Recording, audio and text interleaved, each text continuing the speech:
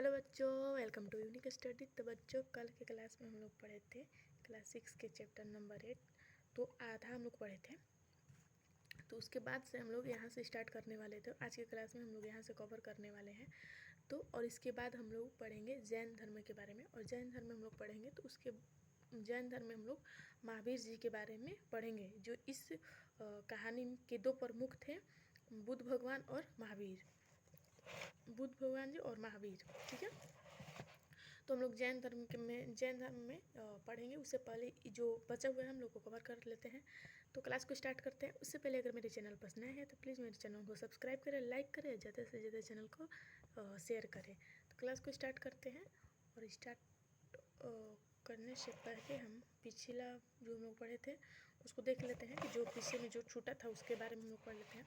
तो भगवान बौद्ध भिक्षु के मरणोपरांत उसके शारीरिक अवशेष पर निमृत संचालन को सपूत कहा जाता है। सारनाथ, एक सेकेंड, तो आपको ये दिख रहा होगा तो इसको इग्नोर कीजिएगा, क्योंकि मेरा छोटा मोटा सेटअप है, जो आपको कभी एक वीडियो में आपको दिखा देंगे कि मेरा सेटअप कैसे, मैं वीडियो कैसे अपलोड करती हूँ, कैसे बनाती हूँ, तो आपको दिखाएंगे। लेकिन ये जो अभी फ़िलहाल के लिए आप देख रहे हैं इसको इग्नोर कीजिएगा। फिलहाल हम लोग बुक पे और चलते हैं, कि अपने टॉपिक पर चलते हैं। ठीक है, सारनाथ, नालंदा, सांची आदि जंगल पर ऐसे सपूत देखे जा सकते हैं। महात्मा बुद्ध का उपदेश देते हुए चित्र, तो ये महात्मा बुद्ध का उपदेश देते हुए चित्र है, उस समय का फोटो खींचा गया है। बुद्ध ने जात पात, ऊंच नीच के भेदभाव तथा धार्मिक जटिलता को गलत बताया। एक अच्छा आदमी है या बुरा, यह बात उसके व्यवहार को देखकर कही जा सकती है। बुद्ध के सिद्धांत को समाज का कोई भी वर्ग अपना सकता था।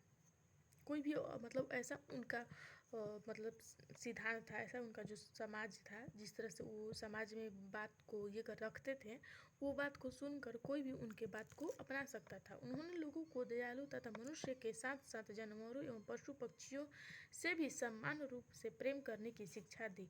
तो जो बुद्ध भगवान थे, वो मनुष्य के साथ साथ जो जानवर हैं, जो पशु पक्षी हैं, उनके साथ भी प्रेम करने की ये शिक्षा दी। बुद्ध लोगों को दूसरे की शिक्षा या सिद्धांत को अपने विवेक के आधार पर अपनाने की सलाह देते हैं। तो बुद्ध जो है वो दूसरे की शिक्षा और सिद्धांत को अपने विवेक के आधार पर अपनाने की क्या देते हैं, सलाह देते हैं। नेक्स्ट पेज पर चलते हैं। जीवों पर दया। एक बार बुद्ध भिक्षाटन के लिए जा रहे थे। रास्ते में एक गड़रिया बहुत सी भेड़ों को हाँक के ले जा रहा था। जो गड़रिया होते हैं, जो भेड़ बकरी को ये करते हैं, हाँकते हुए ले जा रहे थे। बुद्ध ने देखा भेड़ के एक बच्चे के पैर में चोट लगी है, इसलिए वह लंगड़ा कर चल रहा है। पैर में पीड़ा के कारण वह बार बार भेड़ों से पीछे रह जा रहा था। मतलब उन जो भेड़ था उसके जो उसमें एक बच्चा था, भेड़ के बच्चा जो था, उसके पैर में चोट लग गया था, और चोट लगने के कारण उसको पीड़ा हो रहा था, दर्द हो रही थी। उसकी वजह से वो भेड़ों की जो झुंड थी, जो भेड़ों का कह सकते हैं कि हाँ झुंड ही, जो कि मतलब बहुत सारे समूह में एक समूह मतलब 10-15 की झुंड होती है, 20 की हो सकती है, भेड़ का झुंड अलग होता है। तो उसमें एक बच्चा जो था, उसका मतलब चोट लगने के कारण उस झुंड से पीछे हो जा रहा था। मेमने की माँ अपने बच्चों को बार बार पीछे मुड़ कर देखती थी। बुद्ध से उस मेमने की पीड़ा देखी न गई। उन्होंने उस बच्चों को गोद में उठा लिया और वे भेड़ के पीछे पीछे चलने लगे। ऐसा करुणामयी थे भगवान बुद्ध। तो वैसा मतलब दयालु थे, ऐसा उनका मतलब ये था कि वो मतलब किसी चीज़ को, कोई भी जानवर हो या पक्षी हो, मतलब कोई भी ऐसा मनुष्य हो या कोई भी ऐसा जीव हो, वो चीज़ मतलब वो देखते थे कि जैसे होता है ना कि इंसान पीड़ा में देखता है, तो वो लोग मतलब उस चीज़ को सह नहीं पाते हैं। तो उसके मतलब उसी तरह से हमारे बुद्ध भगवान जो थे वो थे। तो कल क्लास में हम बोले थे कि हम लोग इनके जो 4 मुख्य सिद्धांत हैं उसके बारे में हम लोग पढ़ेंगे। तो आज आइए देखें उन्होंने एक ऐसा किस प्रकार किया। बुद्ध ने अपने विचार लोगों की उनकी ही भाषा पाली में दिया। ठीक है। महात्मा बुद्ध के उपदेश बिल्कुल सीधे साधे थे। उन्होंने सामान्य लोग आसानी से समझ सकते थे। बुद्ध के अनुसार मनुष्य के 4 प्रमुख सिद्धांत है। सिद्धांत आर्य सत्य को हमेशा याद करना चाहिए। ये सिद्धांत निम्न है। पहला है दुख। बुद्ध के जन्म, मृत्यु, रोग, इच्छित वस्तु को प्राप्ति होना आदि को दुख माना जाता है। दुख का कारण क्या है? सेकंड है बुद्ध के अनुसार दुख का मुख्य कारण इच्छा यानी तृषा है। जब मनुष्य को कोई इच्छित वस्तु नहीं मिल पाती है तब उसे दुख होता है। बिल्कुल सही बात है। दुख निरोध। बुद्ध के अनुसार इच्छाओं पर नियंत्रण कर सांसारिक दुखों को दूर किया जा सकता है। चौथा है उनका जो प्रमुख सिद्धांत था, तो चौथा में क्या था? चौथा था कि दुख निरोधक मार्ग। बुद्ध ने दुखों को दूर करने का मार्ग भी बताया है, जिसे अष्टांगिक मार्ग कहते हैं। इसे मध्य मार्ग भी कहा जाता है क्योंकि यह मार्ग न तो अधिक सरल है और न ही अधिक कठिन। सामान्य व्यक्ति भी अपने जीवन में इस 8 बातों का पालन कर सांसारिक दुखों से छुटकारा पा सकते हैं, अर्थात परम शांति निर्वाण को प्राप्त कर सकते हैं। इस मार्ग पर चलने के लिए बुद्ध द्वारा बताए गए 8 आदर्श इस प्रकार हैं।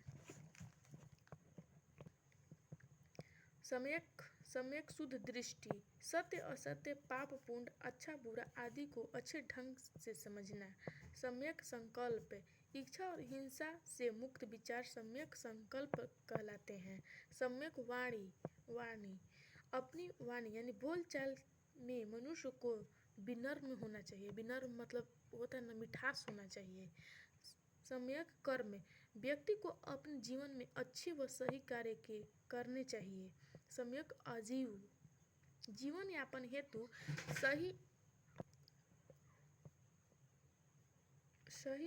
सही साधनों का प्रयोग करना चाहिए। हमें झूठ एवं गलत तरीकों से धन नहीं कमाना चाहिए। सम्यक व्यायाम, सही तथा ज्ञान युक्त प्रत्ययन, मन से बुरी भावनाओं को दूर रखने का प्रयास। सम्यक चरित्र, मनुष्य को अच्छे आचरण एवं अच्छी बातों का जीवन में बार बार प्रयोग करना चाहिए। सम्यक समाधि, किसी विषय पर एकाग्रचित्त होकर विचार विमर्श करना। बुद्ध के उपयुक्त बताए गए मार्ग पर चलने के बाद मनुष्य आनंद तथा शांति का अनुभव करता है। बुद्ध ने बौद्ध संघ की स्थापना की, जिसमें सभी जो बौद्ध धर्म था उसका स्थापना किसने की थी? बुद्ध भगवान ने। और जो ये जैन धर्म है उसका स्थापना किए थे ऋषभदेव। तो इसके बारे में हम लोग आगे पढ़ेंगे। पुरुषों और महिलाओं को शामिल करने की आज़ादी थी। संघ में प्रवेश लेने वाले लोग अपनी आवश्यकताओं को कम से कम करते हुए सारा जीवन जीते थे। अपनी मूलभूत आवश्यकताओं को पूर्ति के लिए वे भिक्षा मांगते थे। इस कारण उन्हें भिक्षु पुरुष तथा भिक्षुणी महिला कहा गया। इनके रहने के स्थान का विराह कहा जाता था। अपनी सादगी और सरलता के कारण भारत के साथ साथ विदेशों में भी यह धर्म काफ़ी लोकप्रिय हुआ। श्रीलंका, चीन, जापान, कोरिया, तिब्बत आदि देशों में इनके अनुयायियों की संख्या काफ़ी अधिक है। भारतीय समाज के सभी पक्षों को बौद्ध धर्म ने प्रभावित किया। सम्राट अशोक ने लोक कल्याण, अहिंसा, धार्मिक सहिष्णुता तथा समाज विस्तार न करने का निश्चय बौद्ध धर्म से प्रभावित होकर किया। इसके बारे में आप विस्तृत रूप से अगले अध्याय में पढ़ेंगे। धार्मिक क्षेत्र में अनेक बदलाव आए। धीरे धीरे यज्ञ, बलि एवं कर्मकांडों में कमी हुई। नालंदा, विक्रमशिला जैसे बौद्ध मठ स्थापित हुए। बौद्ध धर्म से जुड़े स्थलों की सूची बनाएं। अगर आप 2 स्थलों पर भ्रमण करने का मौका मिले तो प्रथम 2 में किसका चयन करेंगे और क्यों? तो ये क्वेश्चन है जो आपको बताना है। आप इसका आंसर लिख के मेरे को इंस्टाग्राम पे फॉलो करके और आप मेरे को वहाँ पर इसका फ़ोटो से आंसर भेज सकते हैं। हम आपको देखेंगे कि हम आपका देखेंगे आंसर सही है कि गलत। ठीक है, आज हम लोग पढ़ेंगे जैन धर्म को स्टार्ट करने वाले थे, जो कि हम लोग का नेक्स्ट पॉइंट था, नेक्स्ट टारगेट जैन धर्म का था। तो उससे पहले जैन धर्म से रिलेटेड आएंगे बुद्ध महावीर जी। तो महावीर जी का जन्म और उनके माता पिता का नाम और उनका कब जन्म हुआ था, इसके बारे में हम लोग नोट्स में मतलब खुद से पढ़ लेते हैं कि क्या था उनका जन्म और कहाँ मतलब उनका जन्म हुआ था। उसके बारे में शॉर्टकट में पढ़ लेते हैं। उसके बाद बुक में जो है उसको हम कवर कर देंगे, तो आपको आसानी से और मतलब रिवीजन के तौर पे बहुत अच्छा से समझ में आ जाएगा। तो चलते हैं हम लोग कॉपी की ओर। पहले तो पहला पॉइंट आता है कि जो जैन धर्म था, जैन धर्म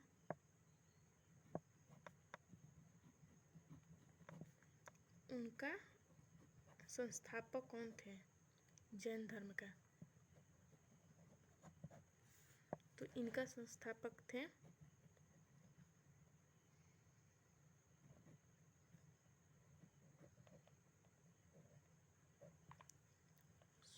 ऋषभ। ठीक, ऋषभ देव। जैन धर्म के संस्थापक कौन थे? ऋषभ देव। ठीक है। जैन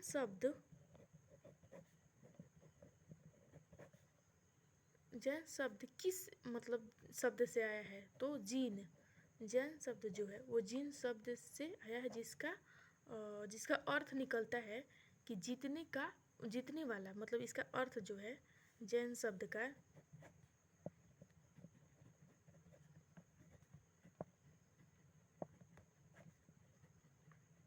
जीतने वाला। ठीक है। महावीर का बचपन का नाम हम अभी पढ़ रहे थे, वी है। महावीर के बचपन का नाम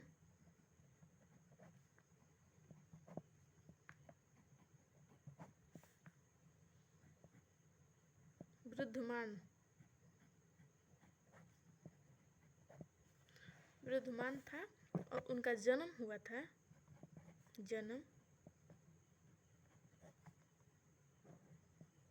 540 ईस्वी पूर्व में इनका जन्म हुआ था। तो महावीर का बचपन का नाम वृद्धमान था। इनका जन्म जो हुआ था 540 ईस्वी में हुआ था। और इनके जो मतलब और कोई पूछेगा कि इनका कहाँ जन्म हुआ था, तो इनका जन्म वैशाली के निकट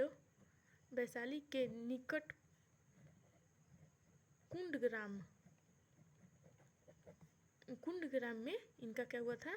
जन्म। तो आपसे पूछेगा कि जो वृद्धमान थे यानी महावीर जो थे उनका जन्म कहाँ हुआ था? तो उनका वैशाली के निकट जो था कुंडग्राम, वहाँ पे इनका जन्म हुआ था। ठीक है। इनके पिता का नाम सिद्धार्थ था।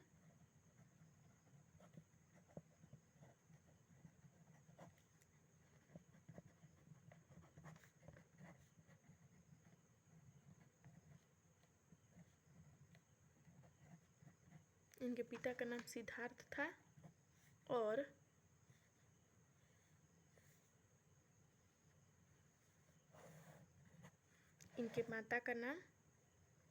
इनके जो माता थी उनका नाम त्रिशला था, जो वैशाली की लिच्छवी राजकुमारी थी। वैशाली की क्या थी?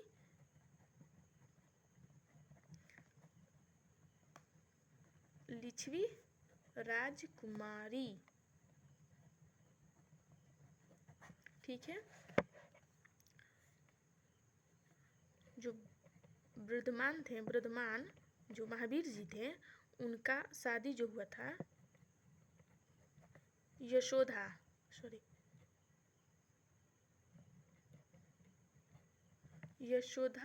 से हुआ था। इनका शादी किससे हुआ था? यशोधा से हुआ था। किनका? महावीर जी का। ठीक है। और ये 30 वर्ष की आयु में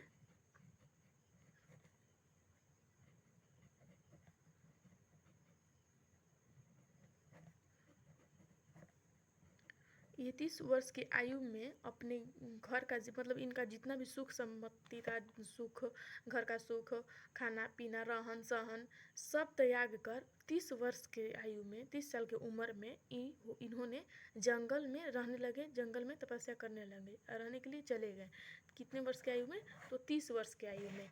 और महावीर जी जो थे, उनका जो मृत्यु हुआ था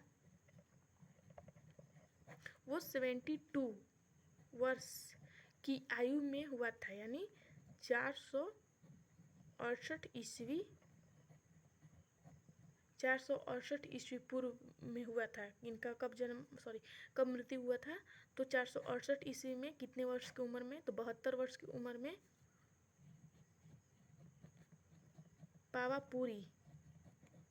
पावापुरी में इनकी मृत्यु हुई थी। ठीक है, अब रिवीजन थोड़ा सा कर लेते हैं। जैन धर्म बौद्ध धर्म का आपको बता ही दिए कि इनका संस्थापक थे बुद्ध भगवान, और जैन धर्म का स्थापक थे। और हाँ, यहाँ पर आप देखे होंगे कि जो महावीर जी हैं, उनके जो पिता का नाम सिद्धार्थ है। लेकिन हम लोग पिछले क्लास में जब हम लोग बुद्ध भगवान का पढ़ रहे थे, तो बुद्ध भगवान का बचपन का नाम क्या था? सिद्धार्थ था। तो आप थोड़ा सा उसे कंबाइन करके पढ़ेंगे ना थोड़ा सा, तो वो मिलेगा। जो चीज़ें आपसे मिल रहा है तो उसको कंबाइन करके पढ़ लीजिए। जैसे कि आपको हम अभी बताएं कि बुद्ध भगवान का बचपन का नाम सिद्धार्थ था, तो ये पढ़िए कि ये महावीर जी थे, उनके पिता का नाम क्या था? सिद्धार्थ था। ठीक है, तो रिवीजन करते हैं। जैन धर्म किस शब्द से आता है? जीन, जिसका अर्थ होता है जीतने वाला। महावीर का बचपन का नाम बुद्धमान था, जो इनका जन्म हुआ था 540 ईस्वी में, 540 ईस्वी पूर्व में हुआ था। और वैशाली के निकटतम कुंड ग्राम में जन्म हुआ था। इनका कहाँ जन्म हुआ था? कुंड ग्राम, वैशाली के निकट है कौन? कुंड ग्राम, उसमें इनका जन्म हुआ था। और इनके पिता का नाम सिद्धार्थ था, और इनके जो माता थी उनका नाम त्रिशला था, जो वैशाली के लिच्छवी की राजकुमारी थी। ठीक है, वर्तमान में जो महावीर जी थी, उनका शादी यशोदा के नामक एक कन्या राजकुमारी से हुई थी। और इन्होंने 30 वर्ष की आयु में अपने घर के हर सुख संपत्ति को, हर सुख सुविधा को त्याग कर जंगल में चले गए थे। कौन? महावीर जी। और इनका जो मृत्यु हुआ था 72 साल की उम्र में हुआ था, यानी 468 ईस्वी पूर्व में वो हुआ था। पावापुरी में इनका मृत्यु हुआ था। कब हुआ था? तो 72 साल के उम्र में, 468 ईस्वी में। इस चीज़ को हम लोग शॉर्ट में कवर कर लिए हैं, नोट्स से हम लोग पढ़ लिए हैं। अब हम लोग बुक की ओर चलते हैं, बुक से पढ़ते हैं, थोड़ा कॉन्सेप्चुअल चीज़ को क्लियर करते हैं। तो क्लास को फिर से स्टार्ट करते हैं अपने बुक के साथ। लोग आ गए बुक पर हम लोग पढ़ेंगे जैन धर्म को थोड़ा सा विस्तार रूप में। इनका हम लोग जन्म कब हुआ था, बचपन का नाम क्या था, इनका पिता का नाम क्या था, इनके माता का नाम क्या था, इनका किससे शादी हुआ था, कब ये जंगल को छोड़े थे, कब इनकी मृत्यु हुई थी, इस सारे चीज़ को हम लोग कॉपी में कवर कर लिए हैं, कॉपी पे खुद से लिख कर कवर कर लिए हैं। अब हम लोग बुक से पढ़ेंगे तो क्लियर होते जाएगा। तो आप ध्यान से सुनिएगा, क्लास को स्टार्ट करते हैं। बुक का जो हम लोग का टॉपिक है उस चीज़ को कवर करते हैं। इसी समय बुद्ध धर्म की तरह जैन धर्म की जनसाधारण को अपनी नई विचारधारा प्रभावित कर रही थी। जैन धर्म के संस्थापक थे ऋषभ देव जो थे। देखिए आपको पता है यहाँ पर कि जो जैन धर्म के संस्थापक कौन थे? ऋषभ देव थे। जैन धर्म में कुल 24 तीर्थंकरों के होने के बाद कही जाती है, मतलब कि जो जैन धर्म के कुल 24 तीर्थंकर के होने के बाद कही जाती है। तीर्थकाल का अर्थ होता है धर्म का प्रचार करते हुए दूसरे को रास्ते बताने वाला। मतलब जो तीर्थकार जो होते हैं वो धर्म का प्रचार कर रहे हैं, जैसे होता है ना कि धर्म के बारे में सिखा रहे हैं, उनको रास्ता दिखा रहे हैं, उसका मतलब अर्थ है। तीर्थकार का अर्थ यही होता है कि जो धर्म के बारे में सिखा रहे हैं, प्रचार कर रहे हैं और उसको सही का रास्ता दिखा रहे हैं, तो उनको तीर्थकार कहते हैं। ठीक है, तीर्थकारों के कर्म में 23वें मतलब तीर्थकार जो थे वो कर्म में 23वें थे। और पार्श्वनाथ जो काशी के औसेन के पुत्र थे, जो पार्श्वनाथ जो थे वो काशी के औसेन के क्या थे? पुत्र थे। जैन शब्द जिन शब्द से निकला है, जिसका अर्थ होता है जीतने वाला। यह हम आपको बताए हैं। 24 तथा अंतिम तीर्थकार तीर्थकर महावीर इस धर्म के सर्वाधिक महत्वपूर्ण विचारक थे।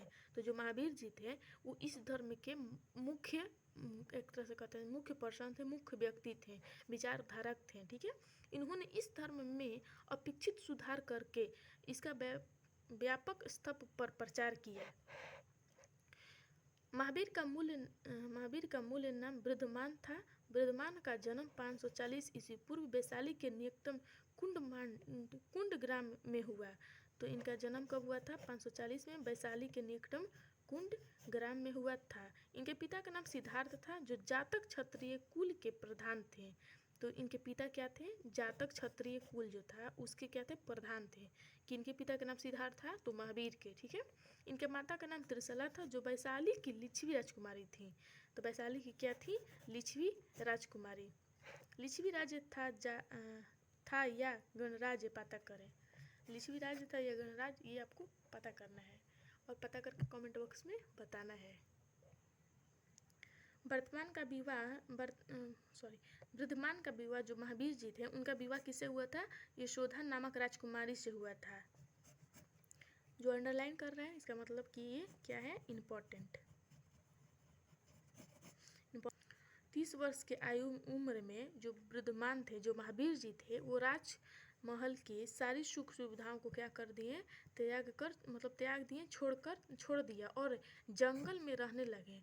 तो हम आपको यहीं पर जब कॉपी में पढ़ा रहे थे तो हम आपको बताए थे कि जो महावीर जी थे, जिनका नाम बचपन का नाम वृद्धमान था, उन्होंने 30 साल की उम्र में ही अपने घर को, राजमहल को, जितने भी राजमहल के जितने सुख सुविधाएं थे वो छोड़कर जंगल में रहने के लिए चले गए। और 12 वर्ष के कठोर तपस्या के बाद उन्होंने कैवल्य की प्राप्ति की। मतलब ज्ञान, उन्होंने ज्ञान यानी कैवल्य की प्राप्ति की। ठीक है, महात्मा बुद्ध एवं भगवान महावीर के प्रारंभिक जीवन में आप क्या समानता पाते हैं? तो वो भी महावीर जी जो थे वो ज्ञान नहीं पाने के लिए आए हैं, निकल गए थे घर से। और वो, लेकिन एक समानता था कि मतलब कि उन्होंने दोनों का था कि समाज को अच्छे से सुधारक, मतलब जैसे कहते ना कि धार्मिक के प्रति प्रेरणा देना। महात्मा बुद्ध एवं भगवान महावीर के प्रारंभिक जीवन में आप क्या समझते हैं? पता करें और चर्चा करें। ज्ञान प्राप्ति के बाद वे महावीर कहलाए। 72 वर्ष की आयु में यानी 468 ईस्वी में पावापुरी में उनकी क्या हो गई? डेथ हो गई, मृत्यु हो गई। किनकी? महावीर की। पावापुरी का जल मंदिर, देखिए यही पावापुरी है, इनका जल मंदिर यही है। भगवान बुद्ध की तरह महावीर के उपदेश सरल थे, बिल्कुल सही बात है। जैन धर्म में सदाचार या अच्छे आचरण के लिए कई सुझाव बताए गए हैं। जैन धर्म में अहिंसा का मुख्य स्थान है। भगवान महावीर का मानना था कि पशु पक्षियों, पेड़ पौधे, हवा में उपस्थित अदृश्य कीटाणुओं में भी जीव है। बिल्कुल सही बात है। जस्ट मतलब उनका जो था, बुद्ध भगवान का था, जस्ट वही चीज़ इनमें भी है। अब वो सेम सेंटेंस, सेम वर्ड तो नहीं लिखेंगे, लेकिन हाँ उनसे ही ये का मतलब दो चीज़ थी, इनसे ही मिलता जुलता था। इसलिए जैन साधु मुंह और नाक पर कपड़ा बांध कर चलते हैं, ताकि हवा द्वारा कीड़े उनकी नाक में पहुंचकर नष्ट न हो जाए। स्मरण करें, भगवान बुद्ध ने भी अहिंसा को अपनाने की बात कही थी। बिल्कुल याद करिए कि आप भगवान बुद्ध जो थे उन्होंने भी अहिंसा को अपनाने की क्या की थी? अपनाने की बात कही थी। मुंह और नाक पर कपड़ा बांधने या ढकने से और क्या क्या फायदे हो सकते हैं? चर्चा करें। जैन धर्म के अनुसार मनुष्य को सत्य का सहारा लेकर जीवन जीने की कोशिश करनी चाहिए।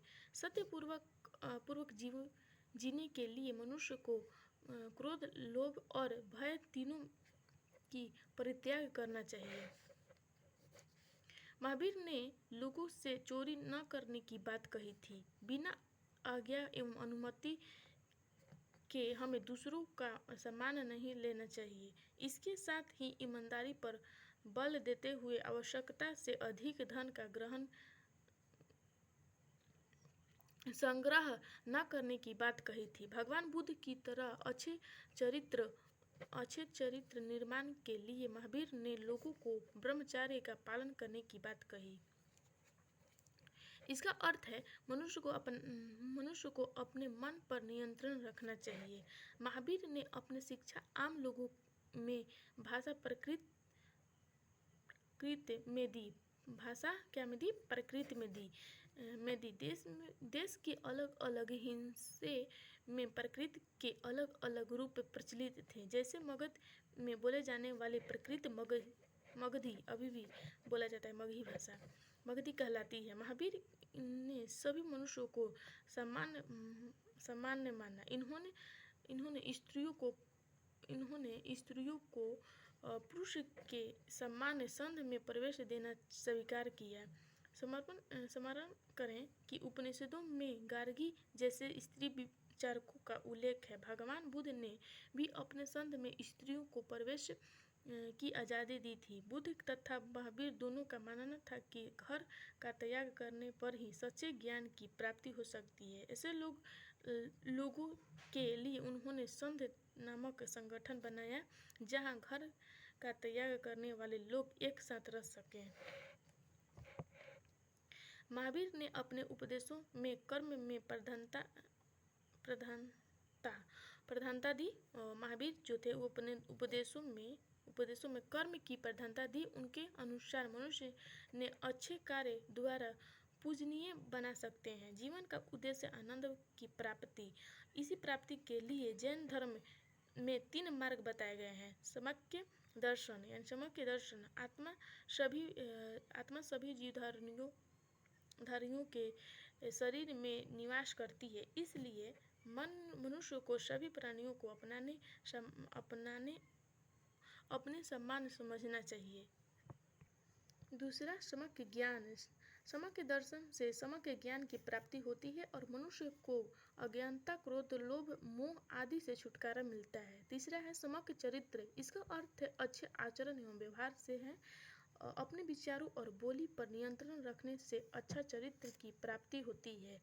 जैन धर्म में इसे चित्ररतन भी कहा जाता है। जैन धर्म में क्या कहा जाता है? चित्ररतन भी कहा जाता है। जैन धर्म की अनुयायियों का ऐसा मानना है कि इस मार्ग पर चलने वाले मनुष्य जीवन मरण के सुखों से छुटकारा पा सकते हैं। ठीक है। बौद्ध धर्म के अष्टांगिक मार्ग की तुलना जैन धर्म के त्रिरत्न से कीजिए। तो आज के लिए इतना ही। मिलेंगे नेक्स्ट वीडियो में। हम लोग का ये चैप्टर ख़त्म हो गया है, तो आज के लिए इतना ही। कुछ क्वेश्चन है, ऑब्जेक्टिव क्वेश्चन जो हम कर दिए हैं, पहले से कर चुके हैं, तो कुछ ऑब्जेक्टिव क्वेश्चन है। तो आज के लिए इतना ही रखते हैं। मिलेंगे नेक्स्ट वीडियो में ऐसे ही नए चैप्टर के साथ, नए टॉपिक के साथ, और अच्छे से हम लोग चीज़ों को एक्सप्लेन करेंगे, अच्छे से चीज़ों को पढ़ेंगे। तो आज के लिए इतना ही रखते हैं। मिलेंगे नेक्स्ट वीडियो में। तब तक के लिए पढ़ाई करते रहे। All the very best. और अगर मेरे चैनल पर नया है तो मेरे चैनल को सब्सक्राइब करें, लाइक करें, ज़्यादा से ज़्यादा चैनल को शेयर करें। तब तक के लिए पढ़ाई करते रहे। All the very best. Bye bye, take care.